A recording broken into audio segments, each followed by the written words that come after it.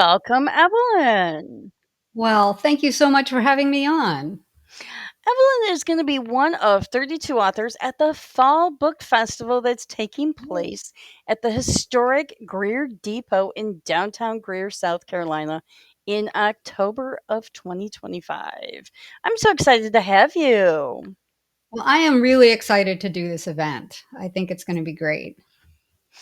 So, please share with us about your books. Well, I have 6 books out right now. I write epic fantasy with a classic feel. I target my work to readers who want a lot of action and adventure, but still some deep character work. Mm-hmm. Characters who overcome their own failings Mm-hmm. to achieve whatever their goals are, some rich world building, sometimes a little clean romance. But most of all, the characters, I'm writing stories where the characters succeed, and it maybe gives us hope that we can conquer the dragons in our own lives too.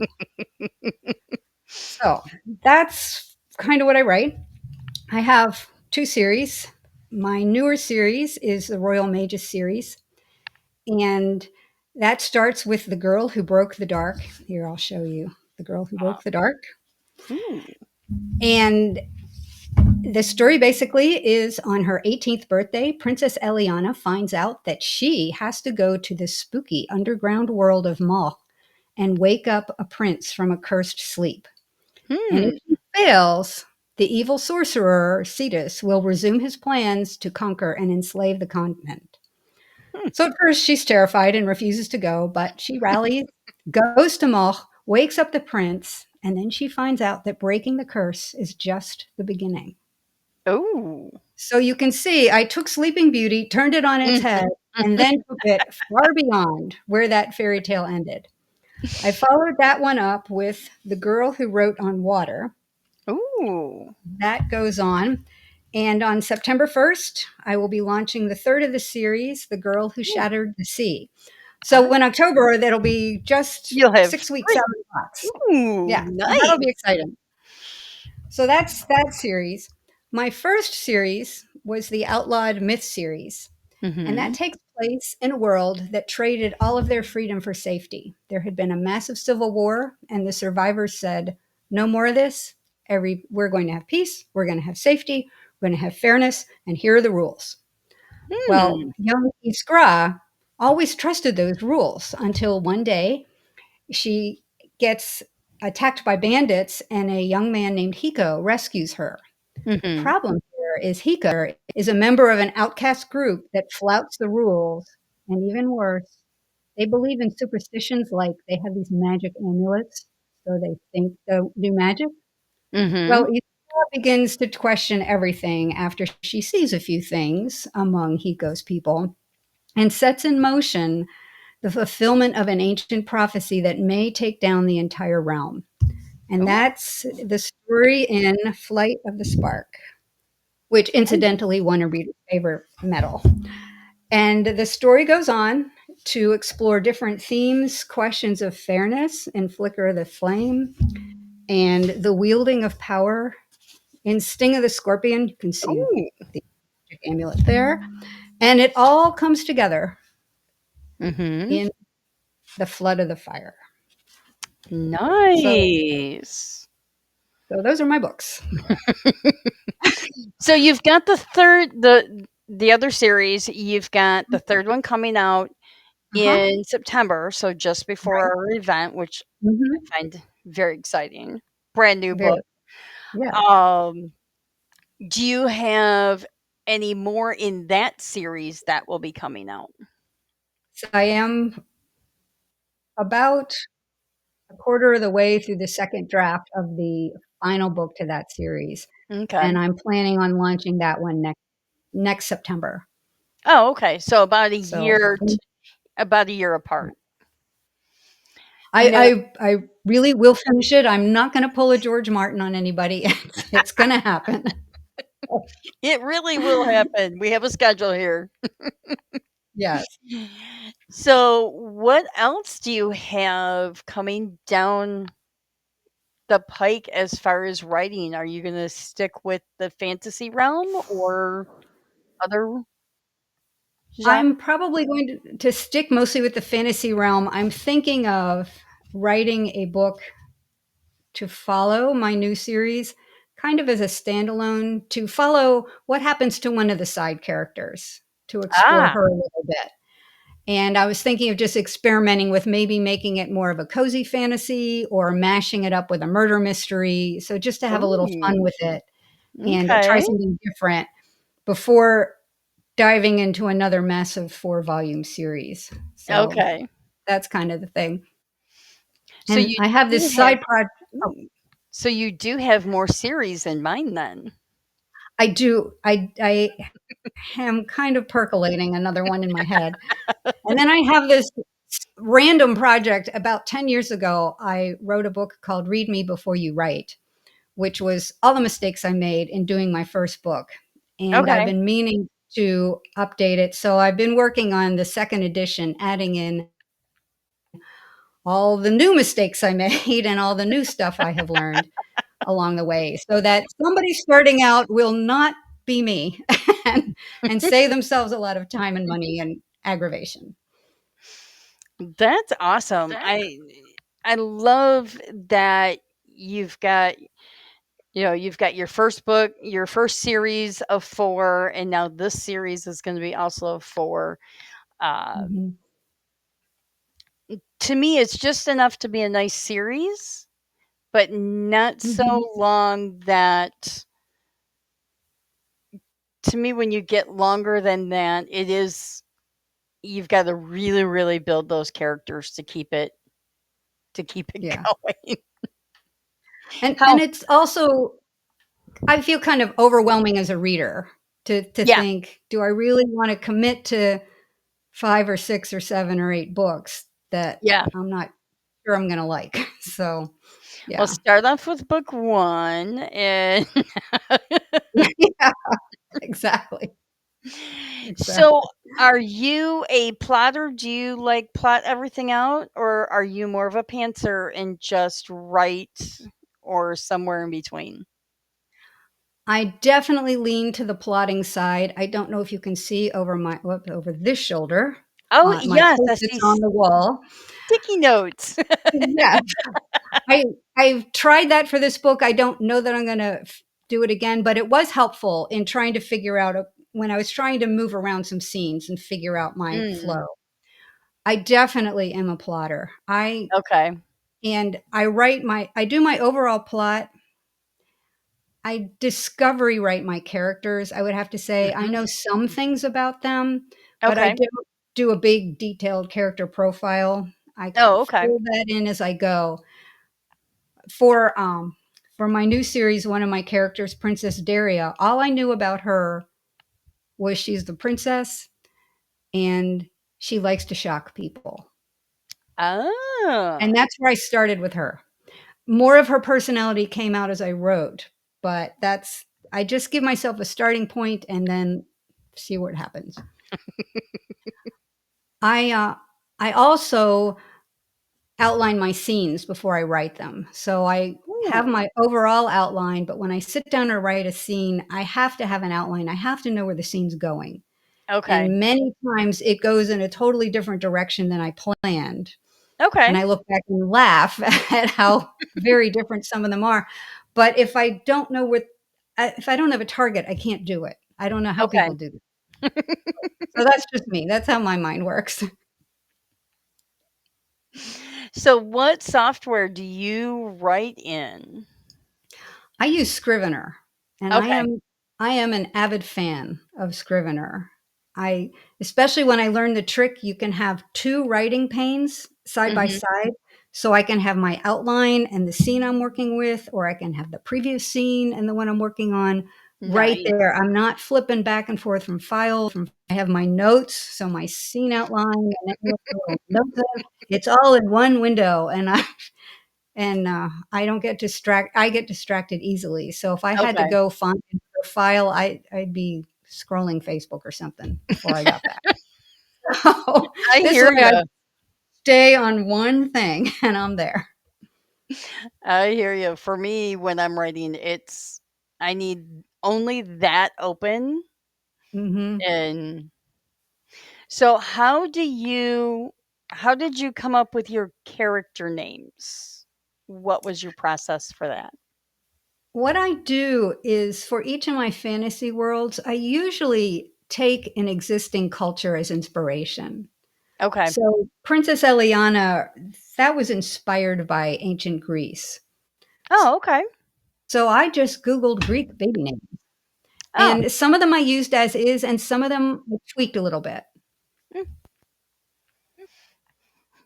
So that I feel like that gives it enough of a little bit of an exotic feel without being totally weird. And I've seen some fantasy names that are 12 letters long with 4 apostrophes. I'm like, what how do you say that? So, Can I have a pronunciation guide to go with this? yeah, right. I have had people ask me how to pronounce certain names, and I thought, well, that's kind of odd. I thought it was rather obvious, but Okay then. Okay then. so what got you into the realm of writing fantasy? I always loved the genre as a Mhm. kid. I One of my earlier memories is my father loved to read Alice in Wonderland to my Mm. sister and and I mean, we could quote the Jabberwocky poem for a while. We had heard it so many times. And then I fell in love with Narnia, and as I got Mm. older, The Lord of the Rings. So it's always been a genre where I've just loved that sense of magic and wonder, and also that escape into another world. And that's something I've tried to recreate for my readers. So you primarily will stick with the writing of fantasy and not dabble in other genres, or possibly? I will probably stay with fantasy, and that's because of how I got started writing in the first place. Okay. I I have to say, this is true confessions. I hated writing when I was in school. Totally hated it. If you told me I would be a writer, I would have laughed hysterically. I took a creative writing class in high school, and the teacher loved to submit our work to contests. Mm. So she submitted one of my poems. Not only did it win for that year, then they took the best of the last 5 years, and it won in the 5-year best of 5 years. And on the strength of that poem, this little school in Virginia offered me a 100% writing scholarship to go there, which Nice. is which is a stupid 17-year-old, I said, "I don't want to be a writing major. I want to go into the health professions." So, now my looking back, I should have done it for a year, gotten a year paid for, gotten all the Yeah. requirements out of the way, and then decided what I Yep. was doing. But anyway, so there I was. I get into a career in health professions. I end up in Russia and doing missionary work, and I would Mm. go down to Ukraine to meet up with people from my home church, and I would be an extra translator in the medical clinics they did. Mm. Okay. There was a family there that we met. The father had been a Baptist pastor during for 30 years during communism, and the stories they had of what they endured, the Mm. persecution the whole family, even the kids endured, were just incredible. So when I get back from Russia, this woman that had been there says to me, "Evelyn, someone needs to write a story about that family." And I said, "Yeah, good luck finding somebody." And she said, "No, you need to do it." And I said, "No, I'm not a writer." She said, "But you understand the language, you understand the culture, and can write Mm. it so an American audience will understand it." Well, after a long series of events, I decided that I had to do it, and I did it, and some amazing things happened along the way, one of which was I fell in love with the process of writing. And just putting a story together, it's like this massive puzzle that you wanna get all the pieces exactly right. And but in writing somebody else's memoir, you really have to stick to the facts. You can't Yeah. take dramatic license. And that was one of the other things about fantasy was it's like it's my world, it's my Yep. rules. This is what we're doing. So I think that's why I'm really comfortable in the fantasy realm. Someday I may change that, but for now that's the home I've got. Yeah, the only rules you have to abide by are the ones that you create for yourself. Right. That's right. And even then, do we really have to stick to the rules? It is fantasy. It is fantasy. As long as you have a reason why the rules changed, Exactly. yep, you can do it. So your bio mentions that you currently write from South Carolina. That is correct. So that means that you originally wrote somewhere else. I actually started in St. Louis, Missouri. Okay. Then my husband and I moved to Wisconsin, Green Mhm. Bay, Wisconsin. And then, cleverly timed to coincide with the onset of COVID, we moved to South Carolina. So Cuz that's always a really good time to move. it was very interesting closing on a house. I mean, the one people they put the pens out and they said, "Okay, we disinfected all the pens," and the other one did it online, and then our furniture got held up by the movers because they were afraid it was infected. I mean, it's just crazy stuff. Oh my We lived on goodness. air mattresses for 6 months or six Oh, weeks for a oh, while. 6 weeks. Yeah, camping in our It only house, we felt had like 6 months. yeah. And instead of going to the laundromat, I kept buying new sheets and towels, and it was exciting. I can I I can't really argue with that. That would be like awesome. I'm sorry, I'm not going to the laundromat. I'm just buying new. Yeah, that's right. I love it. So you have and you mentioned a neurotic cat. Yes, that was my youngest stepdaughter's cat, Mhm. and she was quite the diva, the cat. But she was good company for me when my husband traveled. But sadly, when we were in Wisconsin, we did have to put her down. Aw. Her neurosis turned into psychosis, I think, and Aw. she bit me. And the vet said, I think this is a sign that Oh. this is not a good animal to have in your house. So she Aw. was gone. Yeah. And now you mentioned about helping your grandsons catch bugs. Yes, we have three little grandsons. One is 9, and there are 5-year-old twins. And Ooh. over the past several years, they live in Raleigh, so we Oh, get okay. together quite often, and especially the older one, he always wants to go in the backyard and look for creatures, as he Ooh. says. Bugs, lizards, snakes, you name it. He loves it. And while that was never my thing, if he wanted to do it, I could carry the bucket for his bugs. The things you do for grandsons. You do, you do.